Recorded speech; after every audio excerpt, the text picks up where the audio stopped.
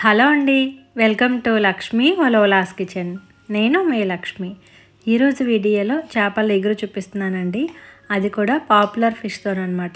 Popular fish అంటే ఇంకా ఈ ఫిష్తో ఎగురు తప్ప పులుసు కానీ ఫ్రై కానీ చేసుకున్నా కూడా సూట్ అవ్వదు అనమాట. అంత టేస్టీగా అనిపించదు. ఓన్లీ ఎగురు మాత్రమే బాగుంటుంది. అది మాగ చేప ఎగురు.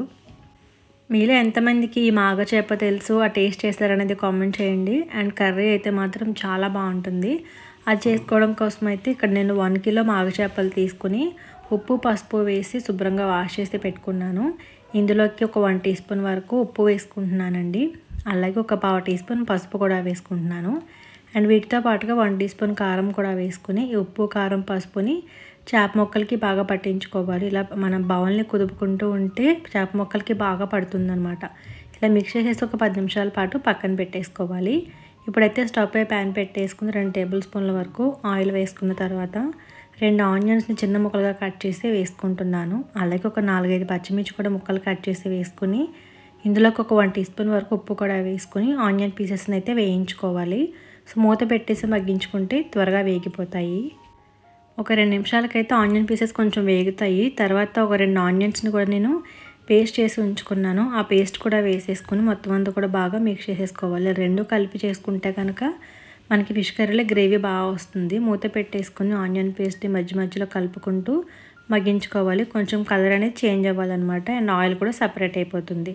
ఇలా వేగిన తర్వాత 1 టీ స్పూన్ అల్లం వెల్లుల్లి పేస్ట్ వేసుకుని పచ్చివాసన పోయేంత వరకు వేయించేసుకోవాలి. తర్వాత ఇందులోకి 1 టీ స్పూన్ ధనియాల పొడి, అలాగే ఒక 1/2 టీ స్పూన్ జీలకర్ర పొడి, 1/2 టీ స్పూన్ గరం మసాలా పొడి వేసుకుని 2 టీ స్పూన్ల వరకు కారం వేసుకుంటున్నాను. ముందుగా మనం చేప ముక్కల్లో వేసుకున్నాం కాబట్టి చూసుకుని యాడ్ చేసుకోండి. ఇవన్నీ వేసి బాగా మిక్స్ చేసుకున్న తర్వాత ముందుగా మ్యారినేట్ చేసుకున్న చేప ముక్కలన్నీ కూడా ప్యాన్లోకి వేసేసుకుని ఒకసారి అంతా కూడా మిక్స్ చేసుకోవాలి. అంటే మసాలా అంతా కూడా చేప ముక్కలకి బాగా పట్టించుకోవాలన్నమాట. ఇవి 1 నిమిషం పాటు మగ్గించుకున్న తర్వాత ఇందులోకి అయితే కొద్దిగా వాటర్ యాడ్ చేసేసుకోవాలి. అంటే చేప ముక్కలు మునిగేంత వరకు వేసుకుంటే సరిపోతుందన్నమాట. సో వాటర్ వేసిన వెంటనే అయితే ఒకసారి గరిటె పెట్టి మొత్తం అంతా మిక్స్ చేసేసుకోండి. మసాలా ఎక్కడ కూడా అడగంటకుండా ఉంటుంది. అలా కలుపుకున్న తర్వాత హై ఫ్లేమ్లో ఉంచుకొని మూత పెట్టేసి దీన్ని ఉడకనివ్వాలి. మనకి ఏంటంటే వాటర్ అన్నీ కూడా ఎగిరిపోయి కొంచెం గ్రేవీ దగ్గర పడాలి. ఒక 5 మినిట్స్ పాటు టైం పడుతుంది. ఆ తర్వాత మూత తీసుకుని అస్సలు గరిటె పెట్టకూడదు, ప్యాన్ని కుదుపుకోవాలి. అండ్ గ్రేవీ థిక్నెస్ వచ్చేసి ఈ విధంగా ఉండాలి. ఎగురైనా కూడా కొంచెం పలుచగా దింపుకుంటే చల్లారిన తర్వాత చిక్కగా అయిపోతుంది అనమాట.